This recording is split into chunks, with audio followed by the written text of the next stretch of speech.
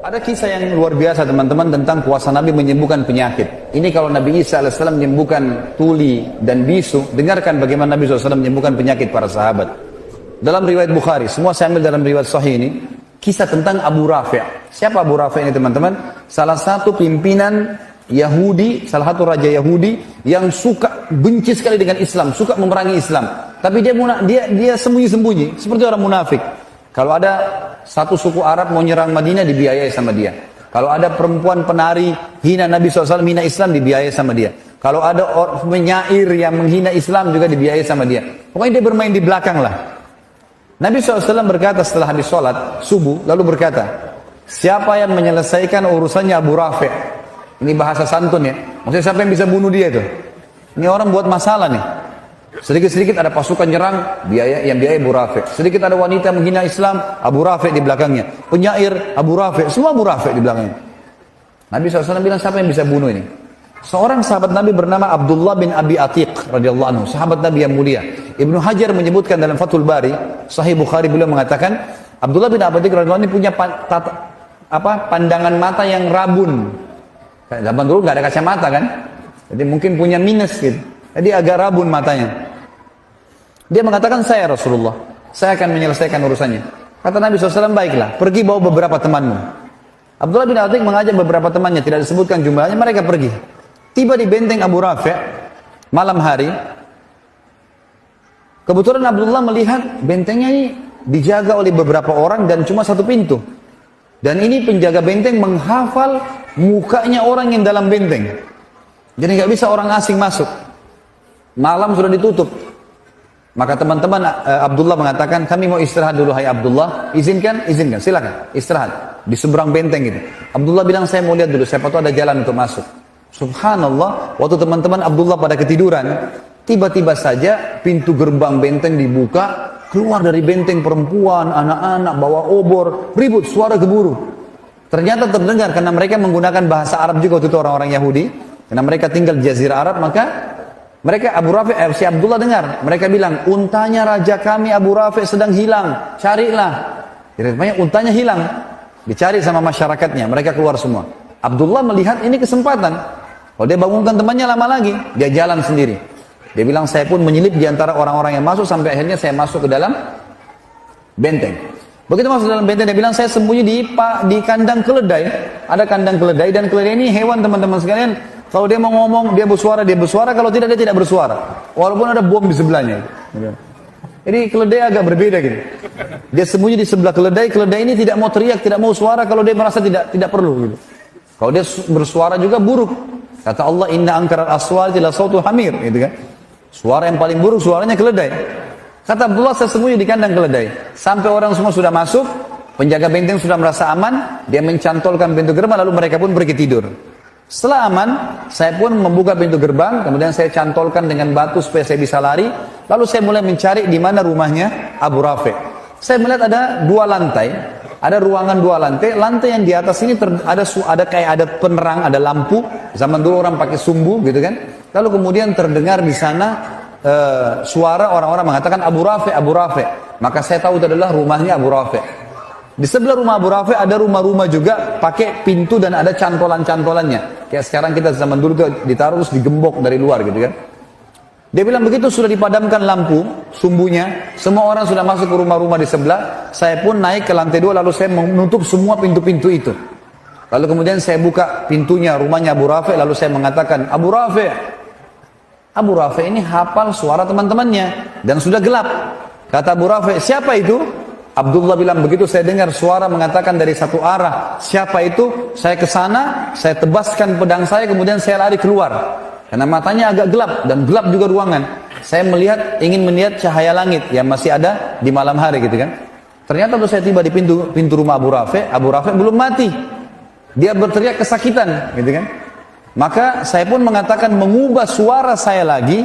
Lalu saya mengatakan, ada apa wahai Abu Rafi'? Abu Rafi' bilang, ada orang yang berusaha bunuh saya. Kata Abdullah, begitu saya dengar suara di arah suaranya dia, saya mengejar lalu saya tebas lagi dengan pedang. Kembali lagi ke pintu, ternyata Abu Rafi' belum mati.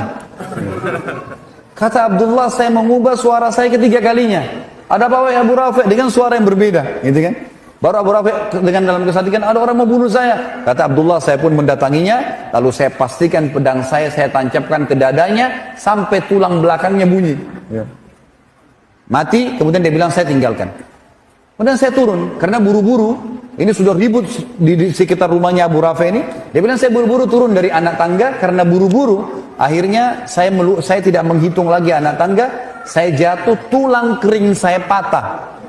Tulang kering kaki kanannya patah. Radhiyallahu anhu. Beliau mengatakan, saya cabut imamah saya, lalu saya ikat kaki saya, kemudian saya berjalan dengan satu kaki keluar sampai menyeberang ke tempat teman-teman saya. Teman-teman saya pun sudah bangun, lalu mereka mengatakan, ada apa wahai Abdullah? Abdullah mengatakan, alhamdulillah Allah sudah menyelesaikan urusan musuhnya. Sudah begini ceritanya, sudah mati. Gitu. Lalu kata teman-temannya, kalau gitu kita pulang ke Madinah, beritakan kepada Nabi SAW. Kata Abdullah, sebentar, saya tidak mau pulang sampai saya pastikan Abu Rafi mati. Kalau kalian mau pulang, pulang aja dulu. Teman-temannya lalu pulang ke Madinah. Abdullah nunggu sampai pagi hari, terbit matahari, habis subuh lah. Biasanya tradisi orang Yahudi kalau ada pimpinan mereka mati, mereka naik ke menara-menara benteng, lalu mereka menyampaikan kalau si fulan mati. Pagi-pagi terdengar suara dengan diteriak-teriakin, Abu Rafi mati terbunuh semalam. Barulah Abdullah mengatakan, saya tenang, dia pulang ke Madinah. Tiba di Madinah diberitakan kepada Nabi SAW. Lalu Nabi mengatakan, alhamdulillah dan semoga Allah membalas kalian dengan kebaikan. Tapi Abdullah bilang, ya Rasulullah, tapi kaki saya patah. Nih, tulang keringnya patah, nggak bisa jalan. Kata Nabi SAW, ubsut rijlak, luruskan kakimu ke arah saya. Diluruskan, lalu Nabi SAW meludahi lukanya. Ya, Abdullah, kata Abdullah, waktu Nabi SAW meludahinya, tiba-tiba saya bisa loncat dan bisa berlari. Tapi teman-teman, ini ludahnya siapa? Jawab dulu. Nabi SAW. Jangan pulang dari sini mengaku ludahnya bisa. Seperti Nabi SAW. Ini mukjizat. Ya. Jangan salah paham ini. Karena pernah terjadi teman-teman sekalian, ada satu orang namanya Musailamah al-Kadzab. Pernah dengar? Musailamah ini yang mengaku Nabi di zaman Nabi SAW. Makanya diberikan julukan Kadzab. Tradisi Nabi SAW itu kalau ada anak bayi yang baru lahir, orang-orang Ansar baru lahir, disuruh datang ke masjid, dibawalah anak-anak ini. Kemudian Nabi SAW mengelus kepalanya, mentahniknya, mengunyah kurma lalu ditempelkan ke langit-langit bayi itu, gitu kan? Nabi SAW memberikan nama. Jadi para sahabat senang gitu. Sampai mereka mengatakan, kami bangga pada saat yang pertama masuk ke perut bayi kami air liur Nabi SAW. Gitu kan? Karena Nabi suka mentahnik. Nah, satu kali Nabi SAW pernah mengelus kepala anak bayi, rambutnya jadi subur. Rambutnya jadi subur bayi itu. Musailamah al-Kadzab ada di sekitar Yaman. Pengikutnya banyak. Lalu mereka bilang, hai Musailamah, itu Nabi yang di Hijaz, yang di Madinah, elus kepala anak bayi, subur. Ini ada anak kami, rambutnya sudah subur. Coba elus, siapa tahu bisa lebih subur. Tiba-tiba waktu Musailamah al-Kadzab mengelus rambutnya bayi itu, gugur rambutnya. Dan bayi itu gundul sampai dia tua, keturunannya semuanya gundul. Maaf teman-teman yang gundul, jangan tersinggung. Tapi ini betul, ini kisah nyata terjadi. Satu kali juga Nabi SAW pernah didatangi oleh orang Ansar. Lalu kemudian dia berkata, ya Rasulullah, kami sudah gali sumur, sudah setengah mati, dalam digali, airnya tetap asin. Coba lihat ya Rasulullah. Nabi SAW datang. Lalu Nabi SAW berdoa kepada Allah, lalu meludah ke sumur itu. Meludah. Setelah itu airnya asin berubah jadi tawar. Rupanya pengikut Musailamah di Yaman dengar juga tuh. Hai Musailamah, itu Nabi yang di Hijaz tuh, meludah ke sumur, asin jadi tawar. Ini ada sumur kami sudah tawar, coba kau ludah. Musailamah datang, lalu dia mantra-mantrain, dia ucap-ucapin macam-macam mantranya dia, kemudian dia meludah, berubah. Dalam hadis Bukhari dikatakan, air sumur itu yang tadinya tawar, menjadi lebih busuk daripada bau bangkai. Jadi jangan coba-coba. Nah, ini mukjizat Nabi SAW. Riwayat Bukhari yang lain tentang pengobatan Nabi SAW adalah masalah matanya Abu Qatadah radhiyallahu anhu. Abu Qatadah sahabat Nabi yang sangat tampan, gagah. Dalam peperangan teman-teman ada anak panah lepas dari arah musuh, kena matanya, bola mata kanannya kena, karena kerasnya kena itu dan beratnya anak panah sampai membuat mata Abu Qatadah jatuh. Dalam hadis Bukhari dikatakan ini, matanya itu gelantung. Waktu sahabat-sahabat lihat, para sahabat mengatakan, wahai Abu Qatadah, kami potong aja matamu. Nggak ada solusi lain. Di zaman sekarang saja kedokteran canggih, bagaimana caranya mau dijahit nih? Sudah keluar bola matanya. Kata dia, sebentar. Coba bawa saya ke Rasulullah sallallahu alaihi wasallam. Bawa saya ke sana. Pergilah ke sana. Subhanallah, dari jauh Nabi begitu lihat Abu Qatadah, Nabi senyum. Dan ini kecerdasan Abu Qatadah. Kita lihat nanti dalam banyak kisah teman-teman, sahabat-sahabat yang cerdas, waktu Nabi masih hidup, mereka langsung datang ke Nabi minta solusi. Maka mau solusi Nabi mukjizat, gitu kan? Datang ke sana Nabi SAW senyum. Sahabat heran, Abu Qatadah matanya berdarah-darah, Nabi senyum. Langsung Nabi mengatakan, wahai Abu Qatadah, kalau kau mau, Nabi sudah tahu maksudnya apa. Kalau kau mau saya doakan kepada Allah matamu sembuh, bisa. Matamu sembuh, tapi tidak ada jaminan surga. Kalau kau bersabar, matamu nggak ada, dipotong aja, maka pasti kau masuk surga. Karena matamu ini jatuh di jalan Allah nih. Abu Qatadah bingung. Pilih salah satunya, sembuh mata tapi tidak ada jaminan surga, atau tanpa mata dapat jaminan surga. Abu Qatadah setelah perang mau nikah. Nikah matanya satu nggak ada jadi jelek. Apa kata Abu Qatadah dalam hadis Bukhari? Ya Rasulullah, doalah kepada Allah agar mata saya disembuhkan dan saya minta surga. Dua-duanya. Maka dalam hadis ini dikatakan Nabi SAW pun tersenyum lalu ditarik anak panah itu. Lalu Nabi SAW masukkan dengan tangan beliau yang mulia dan didoakan. Begitu dicabut, ada dua riwayat Bukhari. Yang pertama sahabat-sahabat di situ mengatakan, waktu Nabi SAW mencabutnya, kami tidak bisa membedakan mana mata Abu Qatadah yang rusak tadi. Bukan cuma sekedar masuk dan utuh, darahnya semua hilang. Seperti bersih dua-duanya. Abu Qatadah juga mengatakan dalam riwayat yang kedua, pada saat Nabi SAW menarik telapak tangannya, maka saya tidak bisa membedakan mana mata saya yang rusak dan yang bagus. Dua-duanya terang. Ini kuasa Nabi SAW dalam menyembuhkan penyakit. Kira-kira lebih hebat ini atau lebih hebat orang tuli disembuhkan? Nabi Isa AS hebat, tapi jangan lupa Nabi SAW juga punya mukjizat. Ini banyak tidak diketahui oleh kaum muslimin. Kemudian teman-teman sekalian, kita pindah kepada kuasa Nabi SAW terhadap air, tinggal beberapa poin ya. Ini teman-teman sekalian pernah terjadi dalam hadis Bukhari di Hudaybiyah. Hudaybiyah, sebuah wilayah sekitar 80 km dari Mekah. Kalau teman-teman sekarang lagi umrah atau haji, bisa minta kepada travelnya, tolong mampirin kami di wilayah Hudaybiyah. Hudaybiyah itu kebanyakan padang pasir teman-teman, dan di situ banyak peternakan unta. Jadi ke Hudaybiyah itu biasanya orang untuk beli susu unta, dan untuk melihat daging unta di situ ya. Kadang-kadang orang membeli dagingnya kalau mereka habis sembelih dan seterusnya. Ringkas cerita seperti itulah. Hudaybiyah ini tepat di perbatasan wilayah haram. Jadi kalau masuk Hudaybiyah berarti keluar dari wilayah haram. Nabi SAW pernah mau umroh pada saat itu 1.400 orang ditahan oleh Quraisy, nggak bisa, gitu kan?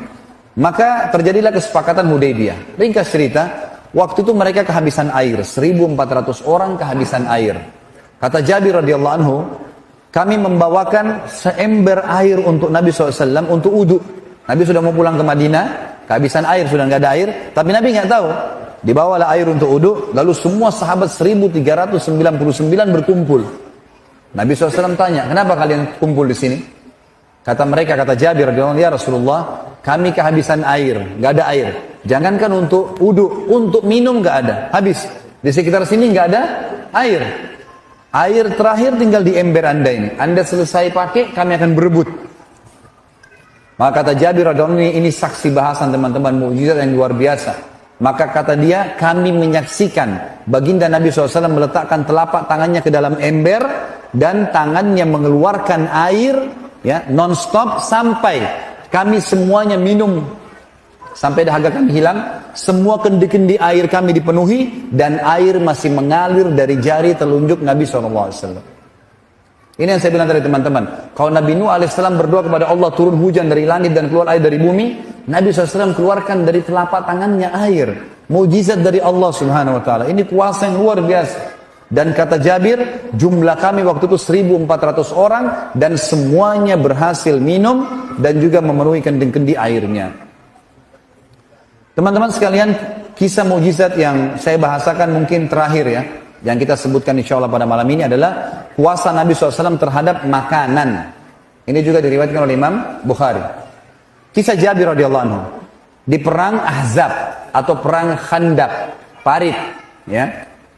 Waktu Nabi SAW mendengarkan Quraisy keluar dengan 10.000 orang, seluruh suku-suku Arab yang kafir, berikut dengan Yahudi, Kainuqa dan Nadhir dari Khaybar, semuanya ikut untuk memerangi Nabi SAW dan ingin membagi-bagi Madinah dengan 10.000 penunggang kuda. Ini penunggang kuda ini sama dengan tank sekarang ya. Memang betul-betul habis Madinah pada saat mereka masuk kalau secara hitung-hitungan militer pada saat itu. Nabi SAW musyawarah dengan para sahabat. Salman Al-Farisi radhiyallahu anhu, sahabat Nabi yang mulia ini dulu Perdana Menterinya Persia. Dan dia juga kepala keamanan militer, gitu kan. Maka dia mengatakannya, Rasulullah, kami di Persia, kalau kami sedang terdesak, maka kami buat parit di sekitar pintu masuk kami, maka musuh nggak bisa masuk. Kalau ada yang masuk, kami serang. Maka Nabi SAW suruh sahabat semuanya buat parit. Ini kalau teman-teman lihat di YouTube sudah ada ceramah sirah tentang perang Khaybar. Panjang lebar saya jelaskan. Ringkas cerita, digalilah parit dalam beberapa riwayat, ada yang mengatakan yang 7 meter dalamnya, lebarnya 15 meter, yang sulit sekali untuk diloncati oleh kuda. Setiap kali 10 kali 10 meter, Nabi SAW taruh 10 orang sahabat. Dan tidak boleh pulang ke rumah kecuali betul-betul mereka sudah minta izin dengan Nabi SAW. Satu waktu teman-teman, mereka lagi menggali dan dalam kondisi lapar, musuh sudah dekat dengan Madinah, harus menyelesaikan pekerjaan. Ada 2 orang sahabat datang kepada Nabi SAW lalu berkata, ya Rasulullah, kami kelaparan, gak ada makanan. Lalu mereka ngangkat bajunya. Ternyata di perutnya sahabat ini ada 2 buah batu yang diikat. Jadi untuk menghilangkan lapar, batu diikat, lalu diikat dengan keras di perut sehingga ususnya jadi kecil, gitu kan? Sehingga laparnya berkurang. Nabi SAW waktu lihat 2 sahabat ini tidak jawab bapak-bapak. Beliau cuma angkat bajunya dan ternyata di perut Nabi ada 3 batu. Ini jawabannya, saya lebih lapar dari kalian, gitu kan? Maka sahabat yang 2 terdiam. Jabir radhiyallahu anhu lihat pada saat itu. Dia mengatakan, demi Allah, Rasulullah SAW telah tertimpa sesuatu yang sudah luar biasa ini. Sampai lapar ikat batu di perutnya, gak ada yang tahu. Untung ada sahabat yang bertanya gitu. Lalu kata Jabir, ya Rasulullah, izinkan saya pulang ke rumah saya. Kata Nabi SAW, baiklah pulang. Dia pulang. Dia bilang kepada istrinya, ya, hai istriku, punya makanan gak? Kata istrinya, kenapa? Dia bilang, saya telah melihat sesuatu yang memilukan dari Nabi SAW. Kata istrinya, apa itu? Rasulullah SAW ikat perutnya dengan 3 batu. Masa kita bisa membiarkan itu? Ini lapar, ada makanan. Kata istrinya, persiapan makanan kita adalah 1 sak gandum, ada 1 sak gandum, beberapa kilo gandum, dan ada 1 anak kambing kecil milik kamu di sebelah rumah. Kalau kau mau, potong kambing itu saya buatkan kari, kemudian nanti gandum ini kita buatin roti. Lalu undang Rasulullah SAW makan ke sini. Kata Jabir, pikiran yang bagus. Disembelilah, dibuatlah masakan tersebut. Begitu selesai, sudah siap makanan, kata istrinya, Jabir, ingat, jangan permalukan saya di depan Nabi SAW. Undang Nabi SAW dengan 4 atau maksimal 5 orang sahabatnya. Makanan gak cukup. Ini pas hanya untuk 10 orang paling, maksimal. Mereka 5, saya juga sama kamu, sama anak-anak harus makan. Kata Jabir, tentu saja. Pulanglah Jabir ke Khandaq tadi. Lalu dia bilang, ya Rasulullah, dibisik-bisik Nabi, ladayya tu'ayyim. Ya. Dalam bahasa Arab, makanan bahasa Arabnya ta'am. Ya. Tapi kalau makanan sedikit, dikasih tasghir dan dikasih kecil. Tu'ayyim. Artinya saya punya makan sedikit. Makanan. Kata Nabi SAW, datanglah anda ya Rasulullah ke rumah saya dengan 4 maksimal 5 orang teman-teman anda. Maka Nabi SAW bilang, apa yang kau siapkan hai Jabir? 1 kambing kecil dengan 1 sak gandum. Kata Nabi SAW, banyak dan berkah. Tiba-tiba teman-teman Nabi SAW naik di atas batu tinggi, teriak dengan suara keras, wahai muhajirin dan ansar, kalian semua diundang oleh Jabir. Riwayatnya begitu. Lalu Jabir mengatakan, ya Rasulullah, muhajirin dan ansar.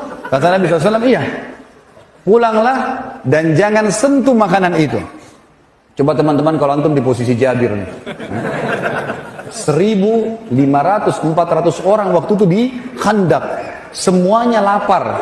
Dan pada saat itu disebutkan dalam riwayat Bukhari, 3 hari belum makan. Tidak ada makanan. Maka Jabir pontang-panting lari ke rumahnya. Teriak depan rumah, wahai istriku, kita sudah dipermalukan. Gitu. Begitu riwayatnya. Lalu kata istrinya, kenapa? Rasulullah SAW undang muhajirin dan ansar. Kata istrinya, kan saya sudah bilang jangan permalukan. Bukan perilaku saya. Nabi yang bilang. Maka istrinya cerdas nih. Ini subhanallah, iman kalau dalam hati ada, lain jawabannya. Maka dia mengatakan, sebentar, ada pesannya nggak Rasulullah SAW? Kata Jabir, ada. Jangan sentuh makanan. Jangan sentuh sampai beliau datang. Tunggu. Gitu ya. Baik, datanglah Nabi SAW dengan 1.400 orang. 1.400 orang datang. Rame. Rumahnya Jabir 4x3. Rumahnya kecil, disebutkan itu 4x3, 4x4. Rumah orang dulu kalau 5x5 itu sudah luar biasa gitu. Maka Nabi SAW masuk, tanya, mana Jabir makananmu? Ini. Lalu Nabi SAW lihat istri Jabir, ditanya, apa yang kau siapin? Gandum ya Rasulullah. Panggil Khabbaza. Khabbaza ini istilah dalam bahasa Arab teman-teman, bagi perempuan pembuat roti, dipanggil kalau mau buat 1.000 roti, 2.000 roti gitu. Panggil Khabbaza. Sebanyak yang kau mampu panggil dari wanita Ansar. Kata istrinya Jabir, ya Rasulullah, 1 sak gandum, saya bisa buat. Kata Nabi, panggil Khabbaza. Panggil Khabbaza. Datang puluhan wanita pembuat roti. Gitu kan. Lalu kata Nabi SAW, hai Jabir, saya akan sendokkan karinya di wadah, istrimu akan mengambil suilan gandum, taruh di piring, panggil mereka 10 orang. 10 orang masuk, sudah makan baru masuk 10 orang lagi. Jangan lebih. Kata Jabir, kami pun melakukan. Taruh wadah, panggil 10 orang.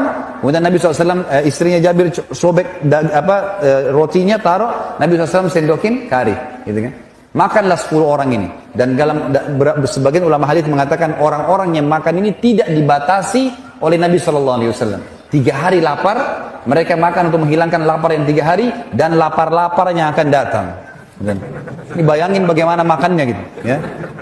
Mereka makan dengan lahap, Nabi tidak pernah batasi. Dan kata Jabir, demi Allah, setiap kali Nabi SAW menyendok karinya, dan istri saya menyuil gandumnya, semua kembali utuh. Sampai 1.400 orang makan semua. Semuanya makan. Dan demi Allah, kari kami dan gandum kami tidak berkurang sedikit pun. Sampai mereka semua pulang, maka Nabi SAW berkata, wahai Jabir, masih diperintahkan, bagi-bagikan makanan ini kepada seluruh penduduk Madinah yang belum makan, karena manusia sedang ditimpa kelaparan. Sampai kata Jabir, kami bagikan kepada seluruh masyarakat Madinah, itu pun masih utuh. Nanti setelah mereka makan semua, pada saat sisa saya sama istri saya baru berkurang pada saat kami sendok. Dan ini kuasa Nabi SAW terhadap makanan. Dan banyak contoh-contoh yang lain teman-teman.